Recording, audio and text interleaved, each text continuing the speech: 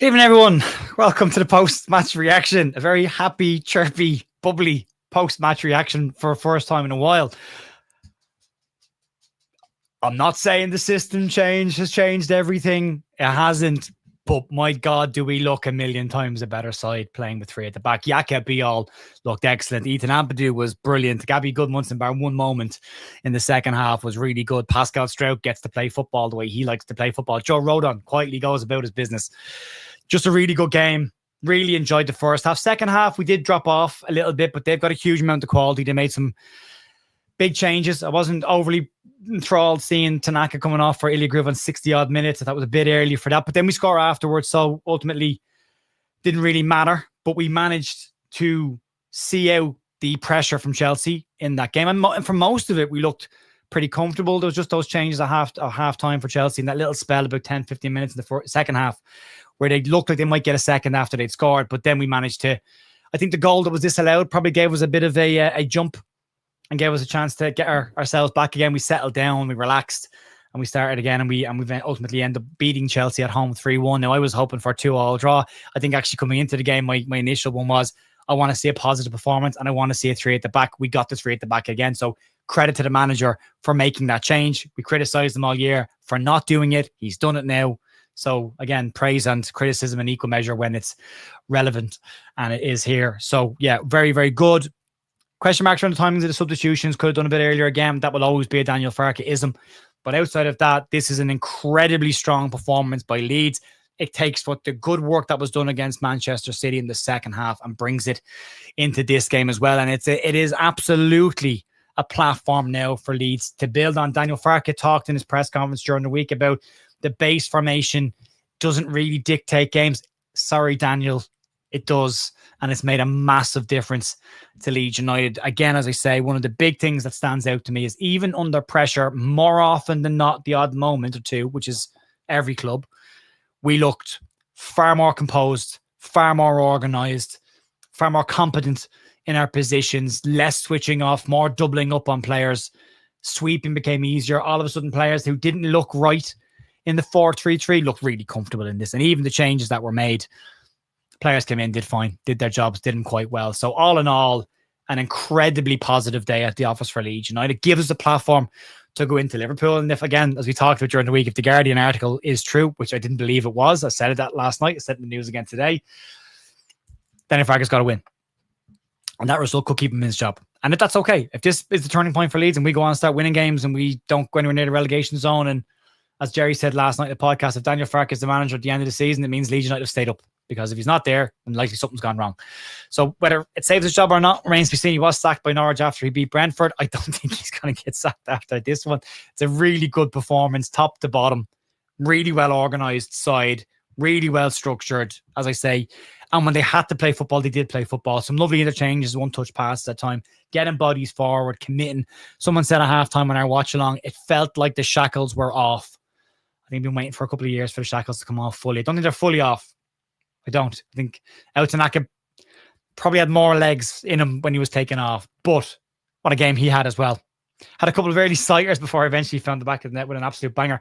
We'll go through the usual stuff. Again, if you're watching on demand, I will clip out the comment section at the end. If you're watching live, we will get to your comments once we've gone through the initial stuff, and then we'll get stuck into your comments. But to give you the top and tail of the game and just go to talk about the main stuff, performance-wise, coming into the game, I think the minimum everyone wanted to see was battle, fight, heart, compact team that was working hard for two halves of football. I think we got that tonight. I think we got that to a man tonight. Even James Justin coming on at the end, just a bit of calmness up against Garnacho, who was causing Jayden Bogle a few bits of trouble, which he would do because Bogle was tired at that stage. So clever change at that point. System-wise, we wanted to see the 3-5-2. I think everyone was kind of gnashing at their nails before the game, thinking, will he go back to 4-3? He would hardly go back to 4-3-3, will he? And he didn't. He stuck with the 3-5-2, and it made a massive difference. I thought Yaka Bial in the centre of that three was excellent, and that's what he was brought in to do. Even Sebastian Borneo, we have spotted a rogue Sebastian Borneo and got some Premier League touches as well. So all around, it kind of suits the players we've got. I mean, you could argue that Noah Okafor maybe not perfect, but even when he comes on, he's good in that position. He can play off a big man. Joe Pirou can play off them as well. Willie Gnonto was signed by Leeds United originally as a second striker anyway, so he can play in that system, does with Italy. So There's a lot of positives there in that system. It was great to see him do it. It was great to see him believe in it. And you get Lucas Metch and Dominic Calvert-Lewin up front playing together, who both worked their absolute socks off and deserve a huge amount of credit. They'll be tired and sore tomorrow, but they need to dust themselves off and get ready for Liverpool on Saturday. Then they get a nice little break, just over 7 days before they then have to go and play against Brentford away in London, which that's its own game. So players-wise, yeah, every single one of them worked their socks off to a man. Really good performance, depending on what you look at. The algorithm says Dominic Calvert-Lewin's man of the match. Sky gave it to Ethan Ampadu. I thought he was excellent. That's the Ethan Ampadu we want to see. Just winning second balls, cleaning up, smashing into tackles, tight and close to players. I loved it. And his throw-ins were causing problems all night as well. So, yeah, player-wise, every single one of them worked their socks off. That's all you want from a Leeds United team. That's all we expect. We're logical fans. You know, we are emotional, but we are also logical. We just want to see our players work hard and fight. And they did that tonight. And that's fantastic to see. Result-wise, massive. Just absolutely massive. Puts pressure on West Ham now to go and get a result tomorrow. Leeds are officially out of the bottom three, and we are back to that point per game average that we are looking for, and hopefully can push beyond. Liverpool the weekend, I'm not getting ahead of myself. Liverpool the weekend won't be an easy game at all. They've had a tough night again tonight. They'll have to come away. I think Arne Slot could be hanging on by the skin of his teeth coming into Leeds. We could be the one that finishes him off. Not in that way. Relax. You know what I mean? But it could be an interesting weekend nonetheless, but it does give us a platform definitely to build up. Manager-wise, got to talk about it. He gets criticised when he does things wrong, as it should be, and he should get praised when he does things right. And he did it right tonight. He got the system right. He got the tactics right on the night. Excellent stuff there as well. The changes, I'd like to see him make them a little bit earlier. I think at 60 minutes, again, I kind of, in my notes, wrote down, players starting to look a little bit leggy. Leeds could do a freshening it up now. And in this system, we've got bodies that can do that. Someone said on Twitter during the night that this system means we've only got one centre back on the bench, but we've only one centre back on the bench all season because Borneo hasn't been in the squad most of the year. And Ethan Ampadu can double up in there and is very good in the back three as well. So I'm not worried about that at all. So yeah, good stuff there. Well done, Daniel Farke. And yeah, only criticism is we switched off for the goal on our left-hand side. Gabby Goodmunson gets a bit switched off, and I felt sorry for Lucas Perry because there's not a hell of a lot you can do from a point-blank shot and that close to you. It's poked in before the ball leaves the player's foot. You can't react that quickly to it. But Gabby Goodmunson sees him, trots back in, has a look. Pascal Stroud passes him on, as he should do. Goodmunson tracks him, Neto, and then just switches off the last second and he gets the poke in the back post. You can't do that. And you've been talked all season about switching off and they can't do it. But that's one instance. If we go through the game in the first half, really positive start by Leeds United. I mean, I don't think we could have started the game any brighter. Within the first 4 minutes, we had 2 shots on goal.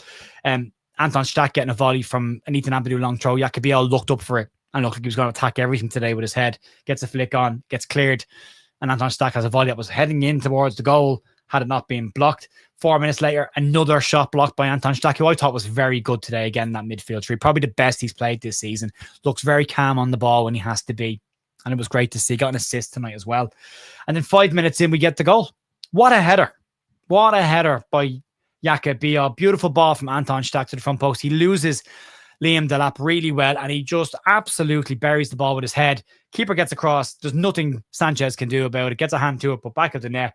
Brilliant stuff by Leeds. And even at that point, I was writing down, Leeds are doubling up on Chelsea's players all over the park, in the centre, out wide. It's just exactly what we wanted to see from this side. We've been talking about 3-5-2 all season, and it just, you look at the players you've got, and sometimes you have to sacrifice your footballing principles to play to the strengths of the squad that you've got. And it showed there again tonight. I don't think it's going to be the same in every game. You're going to lose matches. We're not going to go on a winning streak now, but it does play to our strengths an awful lot more. Then 20 minutes, Chelsea started to come back into it, started to get a foothold in the game. I think between 25 and 45 minutes, they had something like 68% possession, so they got an awful lot more of the ball. But what was good to see was Leeds were doing what they did against Everton and Newcastle. Leeds were turning them around and sending them back to their goal, which is what you wanted to see. There was a Jaden Bogle cross. Dominic Calvert-Lewin got across the goalkeeper at one point and then just tried to flick it over the keeper's head. There was nobody there, but he was offside. So actually, the referee would have brought it back had he scored. Anyway, then it was a good break down the left-hand side. Great tackle by Gabby Goodmunson. DCL gets the ball to Neche, squares it to Tanaka. That was his sighter. And he skews it well wide. And Estevao was a talking point as well. Gabby Goodmunson had him in his pocket in the first half, so much so he went off at halftime. And Goodmunson had a trickier task against Neto in the second half. It took him a while at the start of the second half, but he did get the grips with him before the end of it. Then James Justin went across and Justin just handled him. No problem at all. But Gabby Goodmunson in the first half was excellent. He does switch off for the goal. That doesn't take away from the positive stuff that he did do. It was absolutely excellent. 37 minutes, Chelsea's first real chance of the game. Pedro gets the ball, slips it into the lap's feet, and Joe Rodon and Nakabil do enough to get it's just a little poke through straight at Lucas Perry. 42nd minute, Leeds score again. And this is an absolute beauty. Out to Nak, I'm so happy for him. I genuinely am. It's really good pressing from Leeds. Again, Lucas Mecha was doing it all day. Anton Stack was kind of winning the interceptions between the lines of passes, reading the game very, very well. But they try and play out from the back. Lucas Mecha wins the ball back, passes it in. Jayden Bogle absolutely bursting his gut to get to the ball, pokes it in front of Autanake, who just looks up and smashes the ball in to the right-hand side. What a hit. What a hit by Autanake. And then just takes the adoration from the south stand. You couldn't be happier for any other man. He looks into that crowd, just smiles with his hands open wide. It was brilliant. And then the questions come in. Second half. What are we going to do? Let's not sit back. Let's not do the second half thing. Yes, they're going to come at us. And for the first time, Leeds actually probably started the second half the better before the sucker punch came. Leeds have a chance on 47 minutes straight away across from Anton Stack. Lucas Mecha gets to the ball first time, and it's a good save by Sanchez. He just kind of flicks it as it comes across. It bounces. It's a first time shot. If it goes an inch or two to the left or right, it's probably a goal, but it's pretty much central and straight at Sanchez, who makes a decent save. And then another ball crossed in a minute later, and DCL tries an overhead kick and puts it over the crossbar. But great to see that he had the confidence to try it. A minute later, Chelsea get the goal, and you're thinking it's a bit early to start conceding. This could be a problem now. And it's Neto. Ball comes down the right hand side. Garnacho just gets past Bogle, tries to make a tackle, bounces off him, gets a bit lucky. Garnacho gets to the end line, pulls it back across the goal. And as I say, Goodmunson just switches off for a second, and it's a poke in at the back post. It's unfortunate, but there's a lot of pressure at that stage. 52 minutes, the lap has a chance then. There was something starting to happen in the first 50 minutes of the second half. All of a sudden, Pascal Struijk was tracking Enzo into his own half. And I don't know why that decision was being made, but it was starting to leave a hole in behind. And Goodmunson was also going, and they were starting to target that space in behind, and it was becoming a bit of a problem. And that's where this one comes from. Struijk gets dragged out of position by Enzo. The ball's played into that space. The lap runs into this space and has a shot. And Biel gets across. Doesn't have to put him out, and he puts it wide. Then in 54th minute, Leeds score. Unfortunately, this one doesn't count. And it's a really good goal, actually. It's a really good hit. DCL and Mecha both go in on it. The ball's crossed in. I think it was crossed in by Bogle. I could be wrong on that one. But it bounces out to Mecha, and he just turns and smashes it into the back of the net. And maybe that was just what they needed to take the sting out of the game and just calm it down a little bit, because it was a bit panicky. We were a little bit all over the place at the back, but we started to just get a hold of our defensive shape again, which had been so good in the first half. 60 minutes down, I wrote Leeds need to watch the left-hand side. There's space opening there. Struijk and Goodmunson getting dragged out of position, leaving space in behind. 61st minute, Leeds need fresh legs. We got them in the 65th minute, a little bit earlier than the usual 70, but it was Grua for Tanaka and Okafor for Mecha. And at this point, I thought, that's a very defensive-minded change Daniel Farke is making. They're bringing Grua on for Tanaka. That's a defensive blocker coming in. We're going to sit now. And at 65 minutes, under the pressure we were under, it was a bit early for me to be sitting back. I didn't want to see that just yet. I thought we were handling the counterattacks well. We were getting bodies forward when we needed to, but didn't really need to worry about it all too much. But on the 68 minute, Chelsea had a really, really big chance. Garnacho put the ball past Bogle again, pulls it back to Cole Palmer, and he just side foots it wide. Ilya Groove switches off again, can't get close enough to him when he puts it wide. Leeds were sitting back. Again, wrote down way too early, but then we score an absolute worldie from Dominic Calvert-Lewin from a yard and a half out. But again, really good pressing from Leeds from the front line. And we've said this all year. Leeds are a better side when they're on the front foot. Leeds are a better side when they're pressing. Leeds are not a great side when they sit back. They haven't been. But they were pressing from the front. And it's a bit of a mess up. Okafor tries to win a tackle first, and then it gets played out and it gets passed in by Gusto into Tosin Amarabayo, and then he passes it back to the goalkeeper and he leaves it short. Essentially, the ball gets nicked off of him by Okafor, and it breaks. Sanchez tries to dive down, and Okafor smashes into him. Ball goes under his arm, and it breaks to DCL, who scores his first goal in Elland Road, and it's an absolute tap in front of the Kop, which was excellent, just excellent. So 3-1 win for Leeds. Didn't see that coming. Delighted with it. Really wanted to see a performance from Leeds tonight, and we got it. We pretty much got it to a man. It was just a lot of good work. We go through the players, and we should go through the players, because as we've said this year, there's a lot of culpability and fingers to be pointed, the blame around the place, the ownership and the board for not making the right decisions at the right time, the recruitment team for not finishing the jigsaw, Farke for not being flexible enough with his tactics. He started to be flexible. Great stuff. And the players for not doing the basics of the job particularly well often enough. Today, they did it. Lucas Perry had one moment where he tried to catch the ball. It was headed out of his hands. Outside that, his long-range kicking. I'm much happier seeing him long-range kick than 5-yard passes. I'll take that every day of the week. And more often than not, he found Metch and Calvert-Lewin. A few he kicked out of play is a long ball forward. It's not exactly going to be deadly accurate, but more often than not, he found one of the two big men up front, which was fine. Decent game by him. Caught the ball when he needed to towards the end of the game. Took the pressure off when he needed to. No issues. The back three are worth talking about. I thought they were excellent. I genuinely. Pascal Stroke, just that few 10-minute spell in the second half where he was just starts to wander a little bit out of position. Don't like seeing that, but he sorted it out. And that's great as well. It was identified and sorted it out. But he was very good playing the ball out. Jakob Bial looked so much more comfortable in that central role. First half, he swept up everything. Probably Leeds' best player in the first half from a defensive perspective was winning every header, cleaning up. Second half, winning his headers, marking tight, sending players backwards. Great to see. And Joe Rodon just quietly went about his job. Just does base. The fact that we don't talk about Joe Rodon often enough in the side, considering the results we've had this season, tells you how good he's been for Leeds this season. He's been absolutely excellent and just gets about his job with very little drama. Jayden Bogle and Gabby Goodmunson, both of them had very, very good first half. Jayden Bogle went on a championship-esque run in the second half where he went past about 5 players and ultimately got swarmed in the penalty area. No other options, but he was very, very good again on the right-hand side. Got tired towards the end, but he got through a huge amount of work and that was expected. And when you can bring on a player like Garnacho, to try and freshen things up after bringing Gittins off, he's going to struggle with that a little bit. Tired legs, but they made the change and brought James Justin, who was also very good when he came in. Gabby Goodmunson, phenomenal first half, absolutely phenomenal first half. One mistake in the second half, but outside that, really good performance by him. The three in the middle, excellent again. Anton Stack, thought he was brilliant. Thought he was absolutely brilliant tonight. Again, quietly kind of goes about his job, wins the ball, intercepts passing lanes, blocks off players, stops runs, and then uses the strength when he has to. Great delivery for the goal as well. Good performance by Anton Stack. Really, really good stuff. Ethan Ampadu, excellent. Absolutely excellent. Back to his absolute best. Sweeping, cleaning up for second balls, going in and helping out, doubling up on players, winning second balls, and they were there to be won, and getting Leeds forward. And he even got forward a couple of times himself, which is nice to see as well. Don't want to see him shooting, but nice to see him breaking forward and then passing the ball. Excellent. Outanaka, brilliant. Great game from him as well. Again, as I say, probably thought he had more legs or more fuel in the tank than he actually had. He was taken off early, but that keeps him fresh for the Liverpool game, and he's been important. He was really, really good in that. Gets a goal, deserved it.